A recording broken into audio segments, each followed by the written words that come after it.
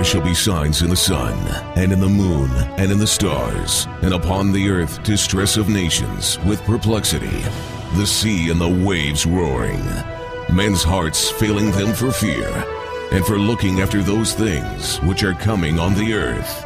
For the powers of heaven shall be shaken. One man, one microphone, one mission, one message. True News, the only newscast reporting the countdown to the second coming of Jesus Christ. And now for the most powerful hour on radio, here is end-time newsman Rick Wiles.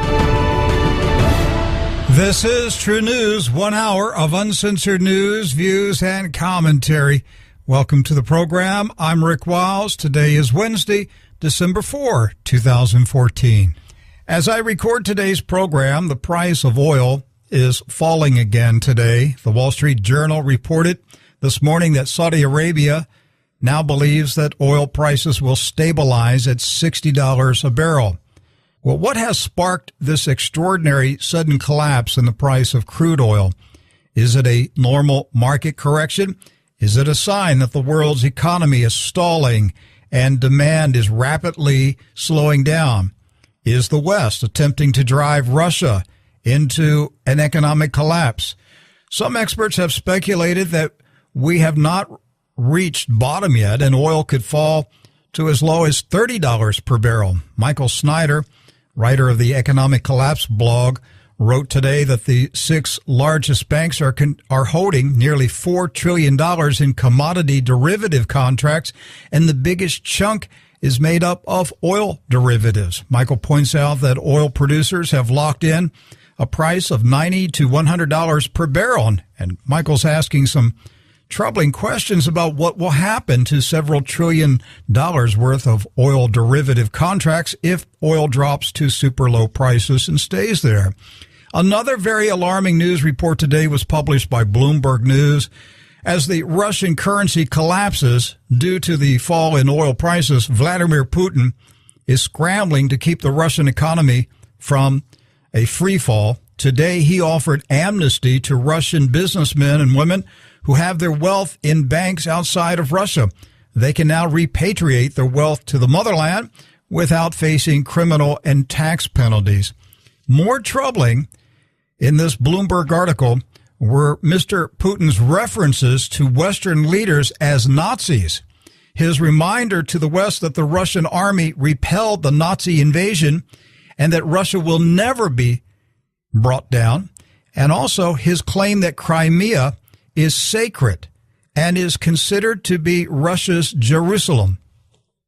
Now, I've been reporting and analyzing global news for over 15 years, but I must admit to you that in late 2014, it appears to me that the world is now in free fall. The Western economic and political system is coming apart at the seams. We are staring at an economic collapse, a colossal collapse, a world war, and possibly a worldwide plague. This is a very, very dangerous time. My guest today is an expert on analyzing the enormous events and changes taking place in the world's financial architecture. He publishes an astonishing newsletter every month called the Hat Trick Letter. His website is goldenjackass.com. The man is Jim Willie, and he's on the phone right now. Jim, welcome back to True News. Oh, it's good to be back. It's been a while, and we have no shortage of events, do we? No, we don't. Now we're starting to see that the events are systemic game changers. We're seeing the global paradigm shift take place before our eyes in rather unmistakable ways. I'm glad Putin is saying the things he is. At the Sochi speech about 3 weeks ago, I think, 2 or 3 weeks ago, he made direct, open references to the New World Order and implicit references to the Rothschild central bank cabal. I'm glad he did. It's now a little more in the open, but gosh, I wonder how few Americans really are aware that Vice President Biden gave a commencement speech at the U.S. Air Force Academy. It's around June 1st. And he made open, direct references to the New World Order like it was a good thing. I'm just astonished when these things happen on even U.S. soil. Americans give their respectful applause, and I don't think they have a clue of what's going on. New World Order is global totalitarianism, a fascist state, individual rights totally abrogated, and now Putin is coming out and making direct references to how the Nazis, I shouldn't say direct, he's making implicit references to how the Nazis were never removed, they were just displaced, and now they've risen again. I believe the U.S. neocon political movement, it's a wing within the Republican Party, I regard it as neo-Nazi. I don't care about names. I care about actions. I care about policies. I care about tactics. And these are Nazis. We've got a U.S. takeover after 9/11, the Patriot Act. It's a Nazi takeover. And people really need to see what's going on and understand that these leaders in the West, they're Western Europe and, European Commission, Union Commission and UK and the United States, this is the fascist center. They're trying to establish totalitarianism. I think they're trying to take down the European economy right now. But we need to understand that these actions are late in the game.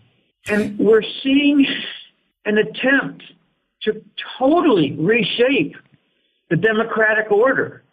There's no representation of the people in the Congress. I like to just point out one particular event, and it was the Dodd-Frank Financial Regulatory Bill. It was started in early 2009. By the time it was done, it really didn't look like the original draft attempt because Citigroup and Goldman Sachs got their hands on it, and they started rewriting provisions, and they made a little compromise. The only thing that really lasted in there was the Ron Paul independent audit of the Federal Reserve, where we learned that there were two gigantic blocks of loans totaling $23 trillion to owners and friends and family of the Federal Reserve Board members. So this is late in the game.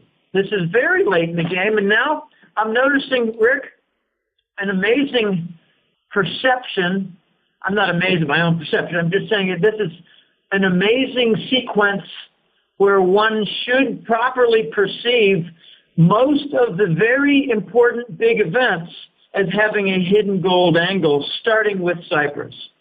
Cyprus is where the Russians were using their treasury bonds and converting to gold.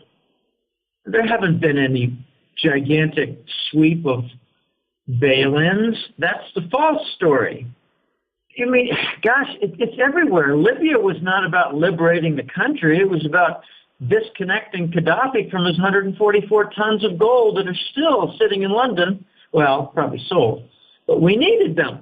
So if the Nazi cabal of bankers, which is linked with a number of different other organizations like the news networks and the defense industries and, I don't know, other things, logistics. Guys, I wonder, why was John Snow selected by the Bush II administration as a Treasury Secretary?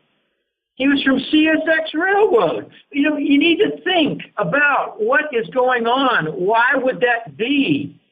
Well, he's for distribution and logistics for the narcotics. They're not difficult to discern. But we're in a late stage here, and I was told back in June that the gardeners, it's actually a formal project. The gardeners are out there working, Rick. They're cleaning things up, shutting back doors, preventing the cabal from doing their escape routes. And the cleanup could involve some extermination. There are a lot of cockroaches in the garden. This is extraordinarily dangerous times, but I think we can pretty safely dismiss certain tools as being available anymore, like nuclear weapons and HARP weather control and earthquake weapons and Ebola. Ebola left the news as quickly as it entered. Jim, I think the most stunning interview I've ever conducted in 15 and a half years was shortly after the September 11 attacks. Prior to the attack, in July of 2001, there was a report. It was first appeared in the Moscow Times when that website was still a fairly good source of news in Russia, printed in English. And it said that a economic advisor to the Kremlin, and her name was Tatyana Karagnia, she told the Duma in a hearing that there would be an attack on the United States of America in August of 2001, that Russians should get their money out of the United States. And she went into detail about this attack. And so I reported it on this program in July 2001, and I said to my audience, heads up, something big's coming. And then the attacks came. The attacks came in September, and she said I was off by 2 weeks. So we contacted her. We obtained her home telephone number, and I called her at her house, and I had a Russian interpreter with me, and I interviewed her for 1 hour. Again, this woman was an advisor to Putin. He was, president at the time. I asked her all these questions. Of course, I asked her how she knew about the attack. I knew she wasn't going to tell me, but she said she was an expert on the shadow government. I think that's the phrase she used. She was an expert on the shadow government. And she said the 9/11 attacks were organized and financed by a cabal. That was the term she used, a cabal that consisted of secret societies, religious cults, people who controlled trillions of dollars, intelligence agencies, and criminal gangs. And when she said trillions of dollars, again, this is September, I interviewed her October 2001. Back then, Jim, the idea of somebody controlling trillions of dollars, that was such a far out idea. I was like, who's got trillions of dollars, But she said, no, these people. Bush? Yeah, Papa Bush. But, I asked her, I said, what was the purpose of the attacks? Because she said that the hijackers were just the hired thugs who were brought in to, carry out this attack. And she said the purpose was to crash the American economy. And they were surprised that the American economy did not fall when the trade centers fell. And I said, what are they going to do? And she said, they're going to continue to attack you until your system falls. And I said, what is the end game? And she said, they have their own currency, their own system they're going to introduce when the American system falls. That was an amazing interview, 2001, by somebody in the Kremlin who clearly knew what was taking place. So here we are now, 2014, Jim, and you've been following this, the economic side of it far deeper than I have, because I gotta monitor all this stuff happening, and I'm a generalist. You're a specialist on the economics, but are we at the point right now this thing is coming to a head? I mean, are we right now witnessing it is coming to a head? The New World Order agenda, it's coming to a head. Both sides know it. Both sides got their guns ready. The shootout is about to happen. Well, I think we're at a point of climax, but if anyone thinks that the cabal and the totalitarian state is going to come into being, I think they're wrong. I do too. I think there's going to be a very violent pushback against it.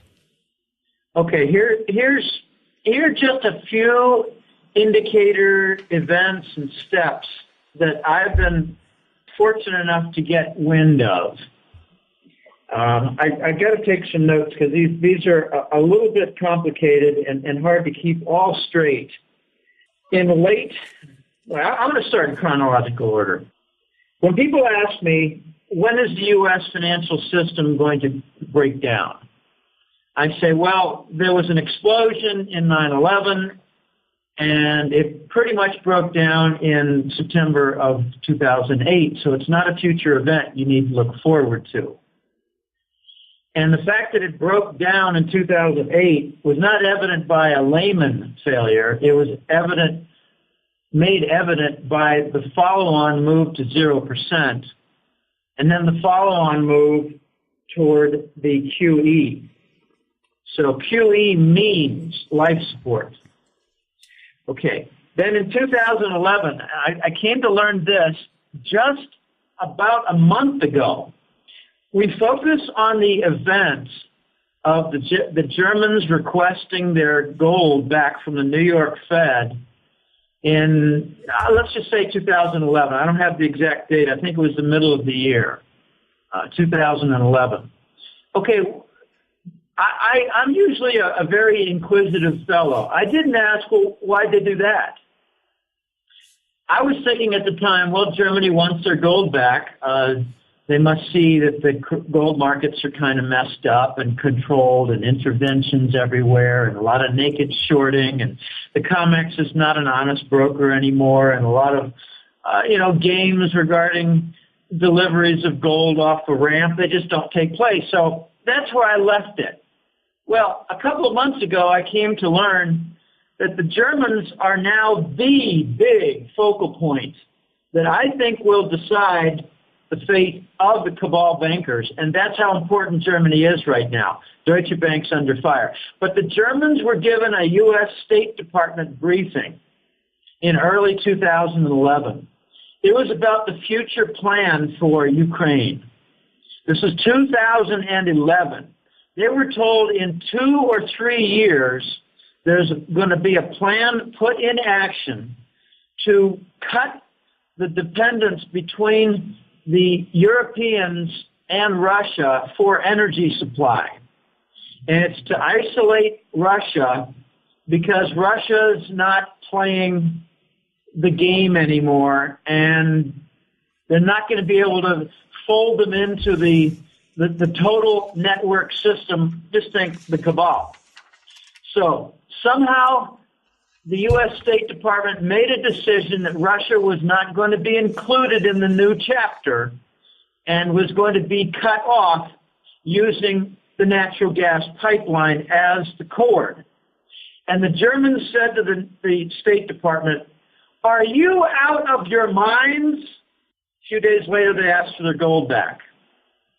Now, it's really important to look at the major events, but it's also really important at the same time to look at what motivated some of these big, important events. Germany has not been aligned with the United States for at least 3 years. I think there were a lot of rumblings back then for the Germans working toward a gold-backed currency, and I heard from The Voice, who's got very good connections in Central Europe, and part of the proof of his excellence is the Swiss bankers hate him. That's good. But the indications were that back in 2009, the Germans were the central focal point of coming up with a new gold-backed euro. The Deutschmark was going to make a return in effect. They were going to call it the Nordic euro. The Dutch, the Austrians, and the Finns were right behind them. And the pigs at that time, the pigs nations, were about to break down. So there were too many different events in the subsequent months. I'm talking about middle of 2009. In the subsequent months, the pigs' sovereign debt went poof, went dead, starting with Greece, but did not end with Greece. It went to Italy, Spain, Portugal. And I think if you look at definitions, criteria of events, from events, in terms of events, I don't see any difference between France and the pigs nations. So we got a lot of events going on, and the most recent telling, enormous event was a deal was struck with well over 120 nations in late 2013 to do a currency reset. I'm not talking about the Vietnam dong. I'm not talking about even the Iraqi dinar. I'm talking about a reset of the Forex currencies relative to gold, and that's the part they never really completed in their description. Reset of the currencies relative to gold. In other words, double the gold price. That was the deal made in late 2013. The United States agreed to it and then broke the agreement and offered a Ukraine war. These things are all tied together, and most of the events have a very big gold bearing. Dangerous times, Rick. Yes, it is. Jim, why is the price of oil suddenly in free fall? Because the dollar is in free fall rise.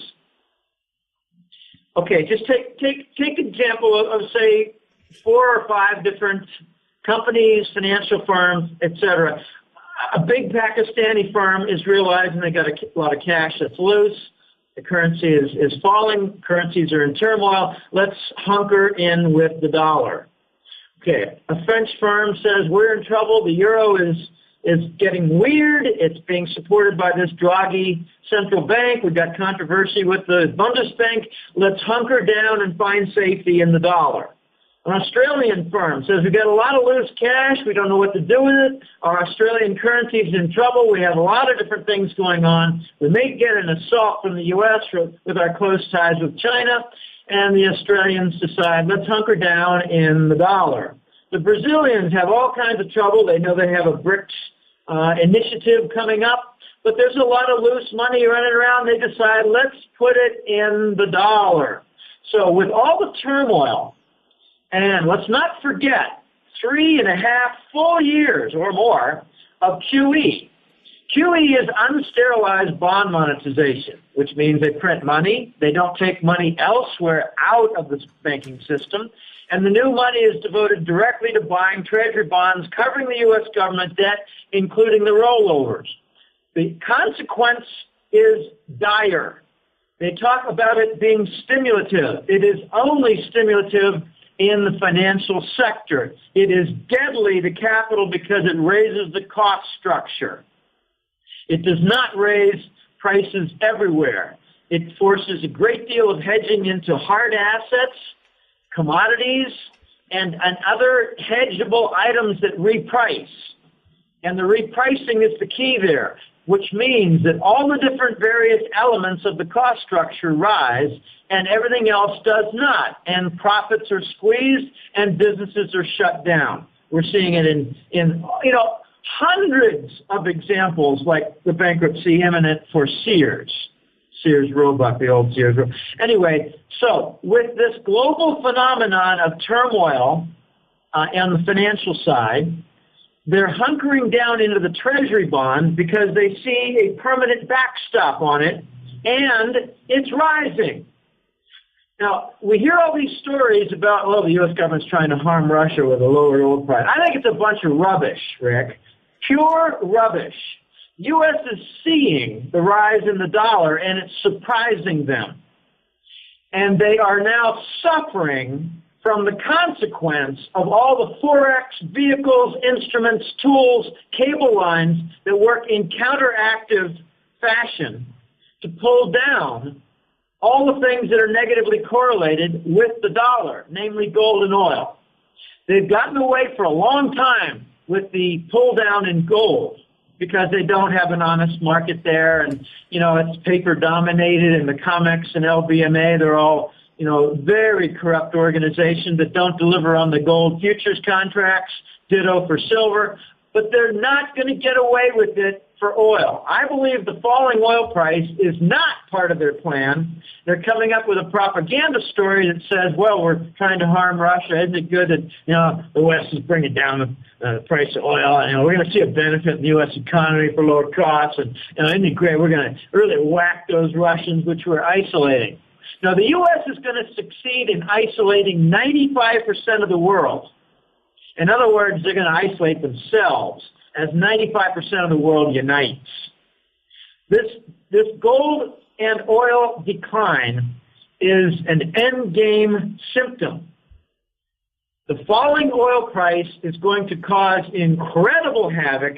Big oil companies now are cutting their budgets, cutting their exploration spending, cutting their CapEx, cutting their dividends, and finding a great deal of difficulty in earning a profit for their bigger shareholders who don't like getting angry.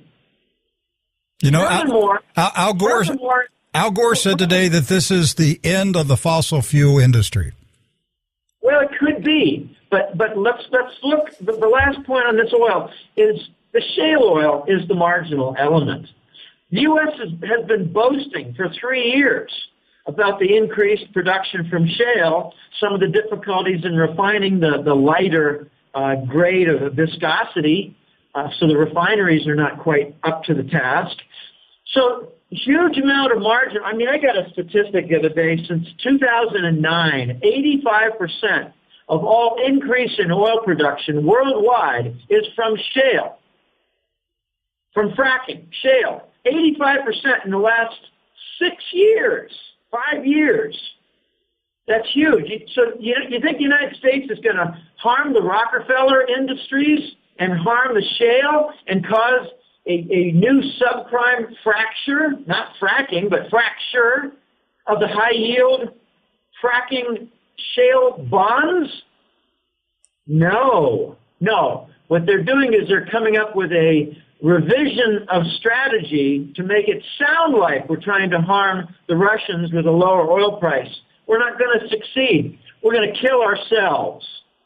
We're going to kill our own big oil and shale marginal oil production. We're going to kill ourselves. Is the U.S. dollar running up? Is there a rally in the dollar before a massive fall? No, not before a massive fall, before a vanishing event.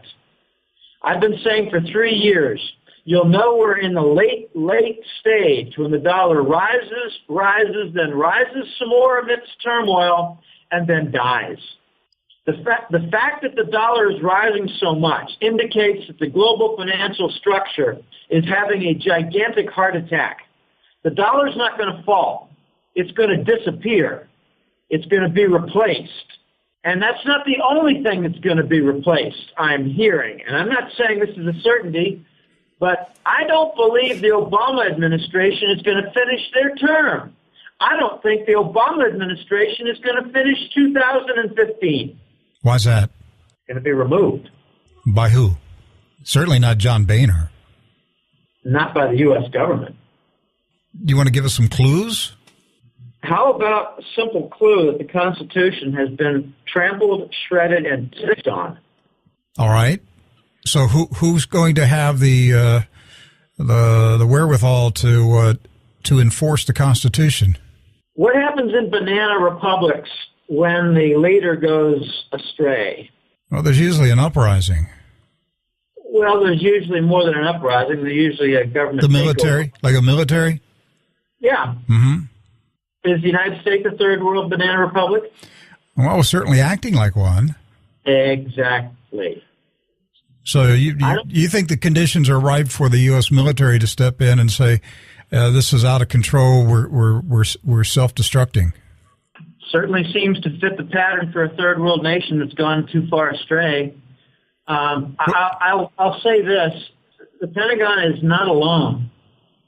I can't confirm some of these things. It's not like, well, I looked it up and it's true. You can't do that. This is way beyond that. This is stuff that'll be in the history books 100 years from now. And would a military takeover be a good or a bad thing? Well, remember my hint. The Constitution has been trampled on, shredded, and pissed on. The purpose is to reinstall the Constitution. Mm-hmm. That's not a bad thing. And in the Constitution, how do they define money? Gold and silver. So, politically, it's the Constitution. Financially, it's the gold standard. Is this bad? No, it actually sounds inviting. If they carry through and actually restore the Constitution. I want to go back to what you said earlier, that the U.S. dollar won't fall; it will disappear. And I think most of our listeners, that there was a kind of a double look at that moment. It was like, wait a minute, why would it disappear if it doesn't fall? They equate the elimination of the dollar with the crash of the dollar, but you're saying it's going to be going up, up, up in value, and that is what brings about its removal. Its removal is from an uprising of all nations that they're not going to tolerate the paper currency system anymore, and we're going to the gold standard. And the dollar disappears, is not a reserve currency anymore. Poof, it's gone. And the U.S. has to come up with its own domestic currency. I'm hearing the name of the Treasury dollar. I have a better name, cash dollar. Cash is German for, a certain word pertaining to defecation. Right. So the big question should be, when the U.S. reverts to a domestic currency and loses its privileged credit card, I mean, these wars, Iraq and Afghanistan have cost $6 trillion. When you factor in all the medical and, prosthetics and things of the Veterans Administration and healthcare and all this stuff for the soldiers, $6 trillion. Okay, where do we pay for that? We just tack it onto the Treasury debt, U.S. government debt. Why did they eliminate the limit in September of last year? The limit on the debt is no longer relevant. Why is that? I think it's because the U.S. government defaulted on its debt already. Debt limits don't mean anything if there's no more enforcement of that debt, and we're really in a liquidation phase that has not been well publicized. Jim, last summer when the Federal Reserve announced that they were ending quantitative easing, immediately after that announcement, Japan announced it was ramping up quantitative easing. And my first reaction was, oh, I get it. The Fed is outsourcing money printing to Japan. Is that what happened? Exactly. It's a shell game. When I heard the news that they were ending QE and it was successful, I said, gosh, it sounds like, that rooftop scene in Saigon, Vietnam, where we announced victory, declared victory, and got out. So the Fed printed trillions and trillions of dollars, and then they said, okay, we've run this up as far as we can go. Okay, Japan, you guys do it for a while. Let's keep this system inflated as long as we can go. It's a little bit more twisted than that. The U.S. Department of Treasury said, we see that you've got $1.2 trillion over there in Tokyo for your government pension funds, and we want it fully devoted to buying Treasury bonds. So, in order to compensate for that, you go ahead and announce unlimited QE. In other words, the Fed exported QE. Now, I thought, okay, if that is the case, we're going to get a quick confirmation in a sharply declining yen exchange rate, and that's precisely what we got. So the banker boys at the Fed robbed the Japanese pension fund. Look, since World War II, Japan has been a vassal state. They do exactly what they're told. In fact, it's far more devious than that. The Langley crew hired the Yakuza, which is their mafia in Japan, to enforce, compliance and obedience and subservience to the Fed. So the Bank of Japan does exactly what we tell them to do, or else they start taking flying lessons without parachutes out of high-story windows. So the Japanese, I believe in 1991, took Wall Street orders to go to 0%. Japan knew it would be devastating, but they were on orders. And they launched the yen carry trade, which enabled Wall Street and Japanese and British banks to make $1 trillion a year doing nothing. So this is the end result.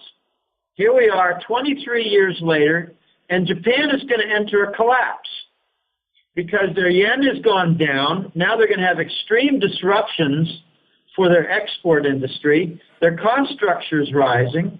Let's not even touch Fukushima, if you don't mind. Their energy costs are going up. They got new taxes, and the U.S. tool called Abe, A-B-E, their prime minister, I think might get booted in the next few weeks.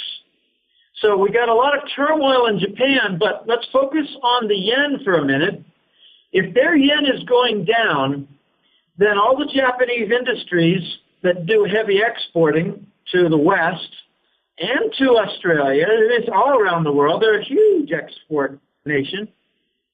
So the Japanese are going to gain an advantage on price. The Chinese and the Koreans will not tolerate that. So we're likely to see some very big disruptions in the form of a trade war or some kind of a twisted financial war, because I don't think China is going to say, well, let's bring our currency down 10%. I don't think they're going to do that. I think the Koreans are going to bring down their currency, and the Chinese are going to say, let's step this up to the gold standard. The gold trade standard for settlement of bilateral trade and the gold standard for currency backing. I think the Chinese are going to redouble their schedule and efforts toward getting rid of the fiat currency. Now, when the yen goes down, what does that mean? The dollar goes up. If the Korean won is forced down, what does that mean? The dollar goes up. We're going to get more elements of pushing the dollar up, Rick. And the dollar is going to go up and up and up until all these nations have said, we have had enough. Let's bring back the gold standard. We've been avoiding the big bank liquidations. Enough is enough. We're wrecking the entire world system. There's no safe place to put your savings anymore. Surpluses for nations. Japan's lost its surplus. And now they're going to enter a currency war. The United States probably told them something stupid like, well, you bring down the yen, you're going to gain a lot of advantages in global trade. No, what you're going to do is you're going to gain a lot of anger, Japan, with all of your East Asian powerhouse economies. Jim, I've got about 7 minutes remaining, and I'd like you to take these remaining minutes and summarize to our audience, because you're talking today to a lot of people who have never heard you before because of all the new affiliates that we have gained in the past month or two. If anybody's around on this planet 50 years from now, 100 years from now, there are going to be historians who are going to write about what you and I and all of us are living through right now. There are two powerful forces clashing. We have this New World Order Nazi group that has taken control of the United States and the Western countries. It's clashing with Russia and China and other nations. There are obviously two war strategies, two scenarios. What the New World Order Nazis are seeking to accomplish, how they think their playbook will work out. And then there will be the reaction, the pushback from the other side. Take these remaining minutes and summarize, what are the New World Order Nazis attempting to do, and how do you think it's actually going to play out? What will the history books say 50 years from now? I wish I had been forewarned of such a question. Pour it all out. This is an extremely difficult concept, but I'll lean on some of the biggest elements. The gold standard must come back if we want tranquility, equitability, which means fairness.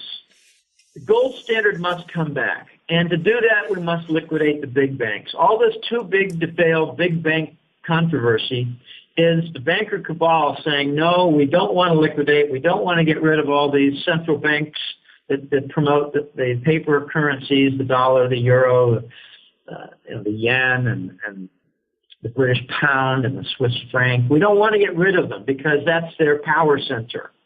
That's their power vehicle, and their power center actually is the big banks. The big banks are the beneficiary of printed money.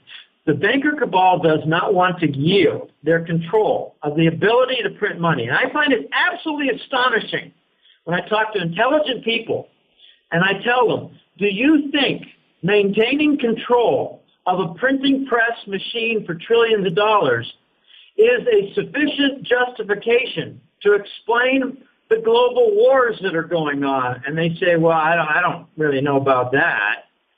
Well, of course it is. So we've got to liquidate the big banks. The banker cabal, I'm just going to come right out and tell something that I have heard, and it is ramping up in volume and intensity. And that is, if you were to just make a list of the banker cabal leaders and principal captains, you'd probably have about, I don't know exactly, 200 or 300 different individuals. And what I'm hearing is that close to 90% of them have cut deals with the other side in order not to be exterminated. We've got some holdouts. These holdouts offered the Ukraine war. That was to upset the plan for the currency reset, which would have doubled the price of gold. You think it's a good idea for Americans to hold gold? They have no clue what's going on with money. This is going to sound really snappy, pertinent, and insolent, but sometimes I tell people, including clients, I said this just a few days ago to a client who said that my wife doesn't want to invest in gold or silver. And I said, okay, why don't you try a test? Ask the person, whoever's the one, holding up progress on decision making. Define the differences between money, legal tender, and the dollar. And if you can't, in detail, you should not be in any decision-making role, period. This is the big trouble right now.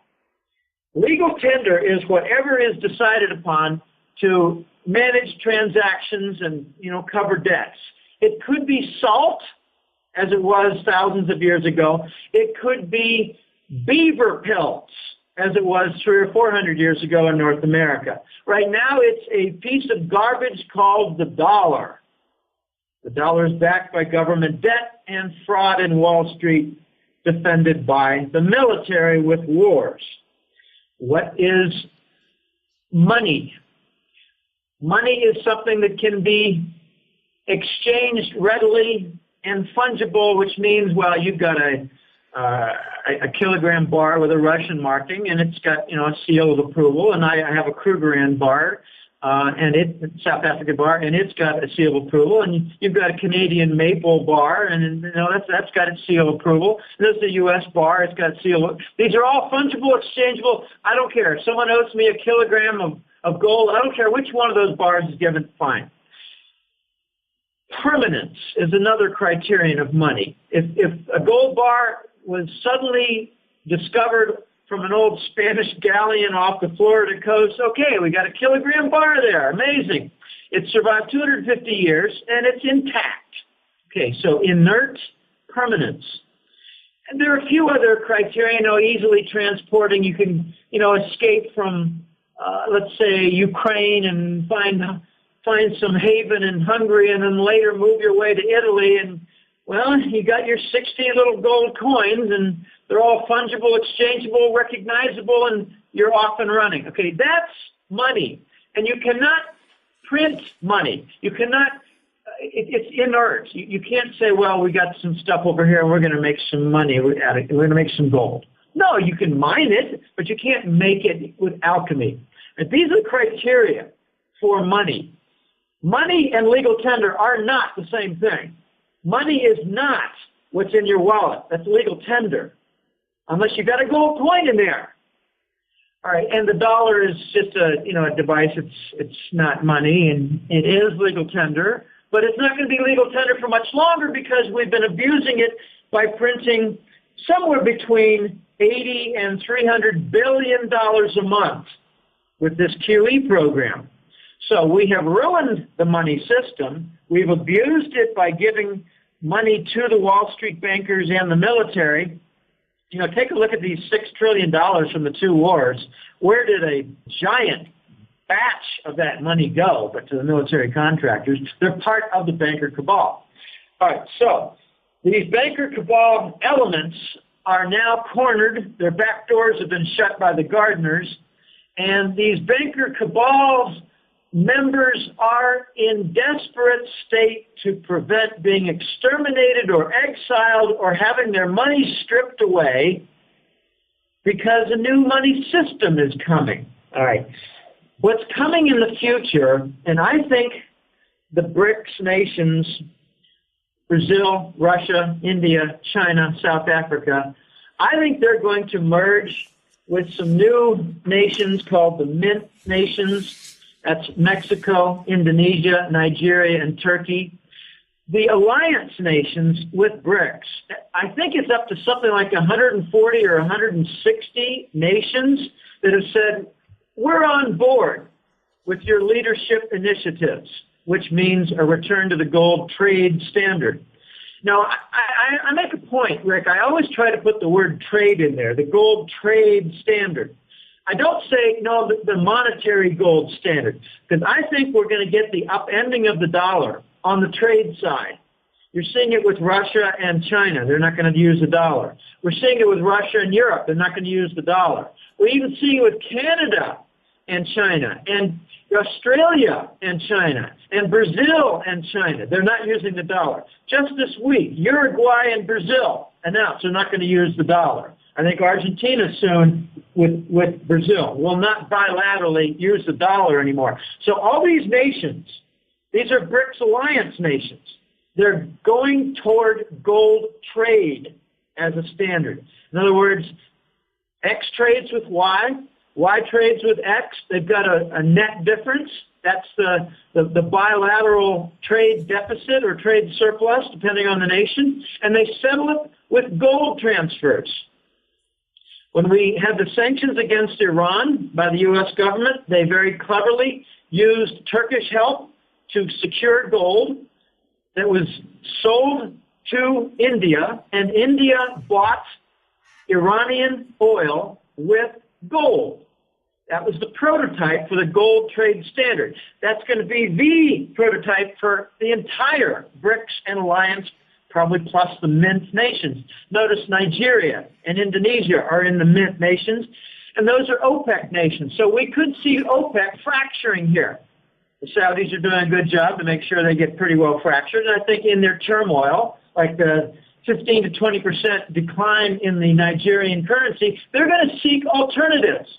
So I believe we're going to see the gold trade standard come into being on trade settlement, which will force the nations to diversify, discard, and dismiss the treasury bonds from their banking system. So by adopting a gold trade standard, they're going to dump the dollar as the global reserve, and the United States is going to be in a desperate situation to find some vehicle to pay for their imports because the treasury bonds will not be accepted. And that's when you get the launch of the new cash dollar, treasury dollar, whatever you want to call it. I call it cash dollar. No, there's going to be a new dollar, and it's going to be devaluated by 30%, followed soon after that by another 30%, unless they can find a global donor of 10,000 tons of gold, which was approximately what Fort Knox had before Bush, Clinton, and Rubin stole it. One of the major... And then we're going to see the rise of the Eurasian trade zone, and the big flipping countries in there are going to be Turkey and Germany. They're already now... Germany has already made a decision to go with the BRICS new gold currency. Germany has already made a decision to exit the European Union and exit the common currency of the euro. Germany has already made these decisions. So what you're hearing from Merkel is nothing but banker propaganda claptrap that has no substance behind it. The Eurasian trade zone is coming. It's going to include South America. It's going to exclude North America, except for maybe a good portion of Canada. We will see. Jim, will the U.S. surrender, or will it go to war in a desperate attempt to survive? The U.S. went to war in a desperate attempt to survive several years ago. This is what Ukraine's all about, a desperate attempt to save the dollar. They not only offered a new war in Ukraine, they waited 3 weeks to steal the 33 tons of gold in the Central Bank of Ukraine, located in Kiev, with masked men speaking English, sending it off to New York. Is this drive to start a war with Russia the reason that 3 secretaries of defense have walked out of the Pentagon? It could be. It could also be that they don't want to see any more destruction on the U.S.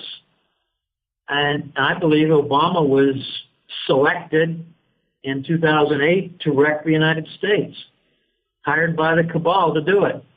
I heard specifically from 2 sources of mine, one of them from inside the U.S. government and the security agencies, Homeland Security and CIA and U.S. military.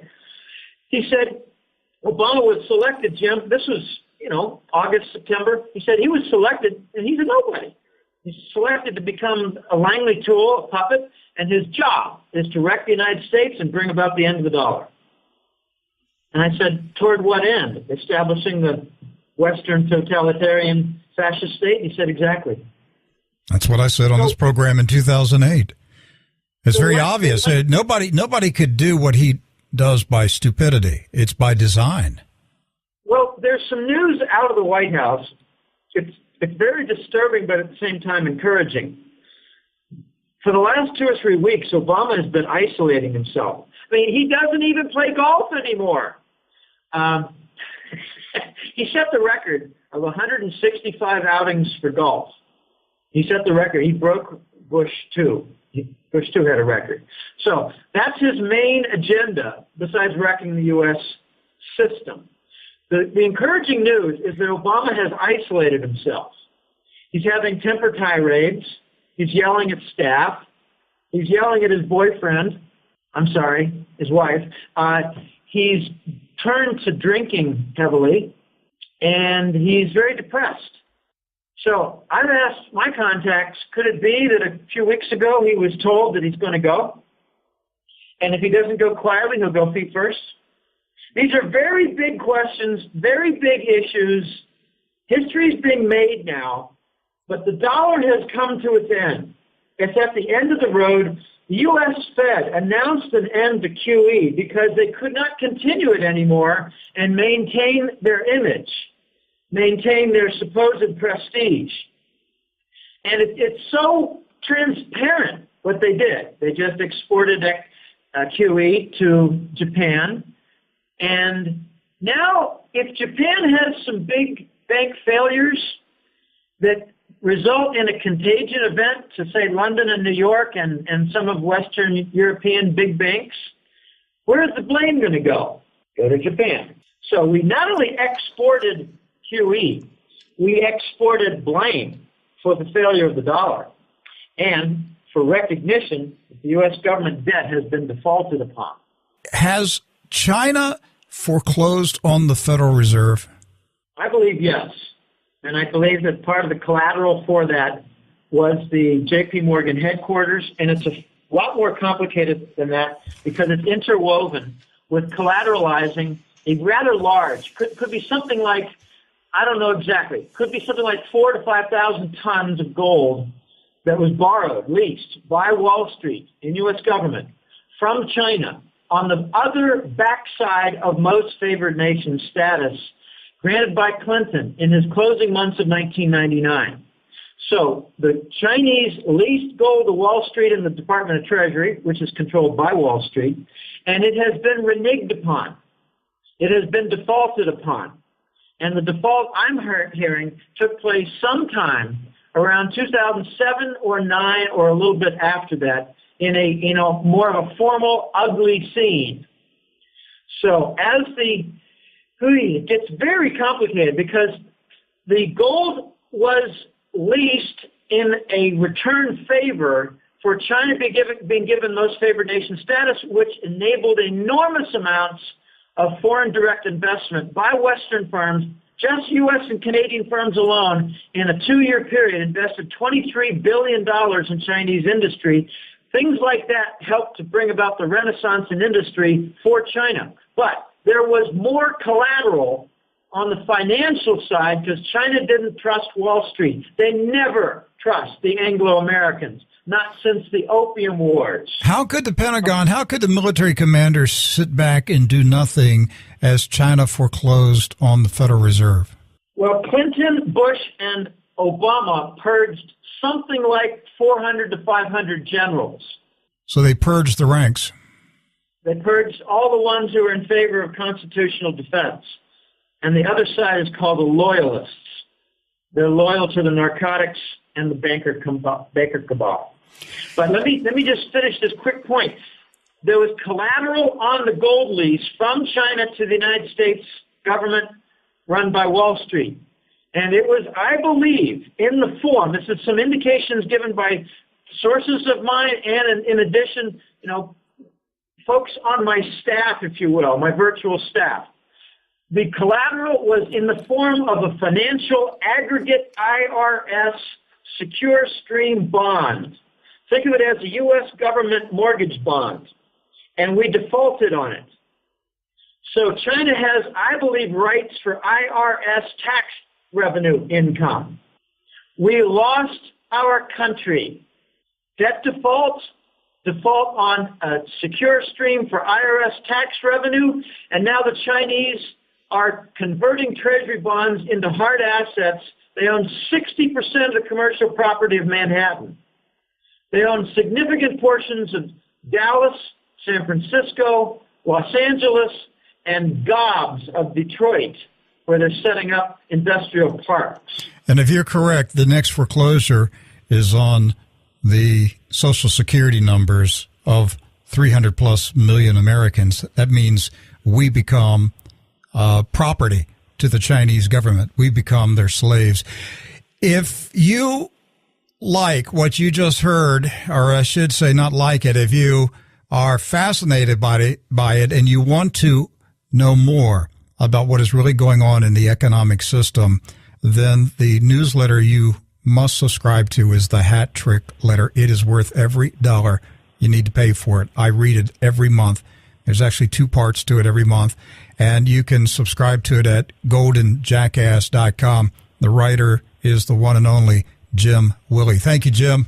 It's a pleasure being on again, Rick. These are dangerous times, but I wish people the best. They need to stop listening to the news, stop believing it, and start investing in gold and ignoring all the negative rubbish propaganda about it. It's going to be the only thing standing. I'm expecting at least 30%, perhaps 60% of Americans' wealth to vanish. Well, let that be the last word. Well, I'm looking at late-breaking financial news reports, and all of them confirm what we just heard Jim Willie say. The European Central Bank said today it is considering a massive purchase of government bonds in early 2015. Great Britain is facing government spending cuts on a colossal scale. Bill Gross, the founder of PEMCO and the current Janus Capital executive, blasted the U.S. Federal Reserve, the Bank of Japan, and the European Central Bank for trying to solve the global debt crisis by piling on more debt. He said he doesn't see in his lifetime a return to normalcy. A fight broke out in the Ukrainian parliament today when members discovered that the new government gave out citizenship to foreigners and put them in the cabinet. One of the new cabinet ministers doesn't even speak the Ukrainian language. Another one worked for the U.S. State Department. But I tell you, the most important one is Vladimir Putin's speech today, in which he called the West the Nazis and said that no one, this is his quote, no one will secure military superiority over Russia. We have sufficient strength, will, and courage for our defense. Be on guard.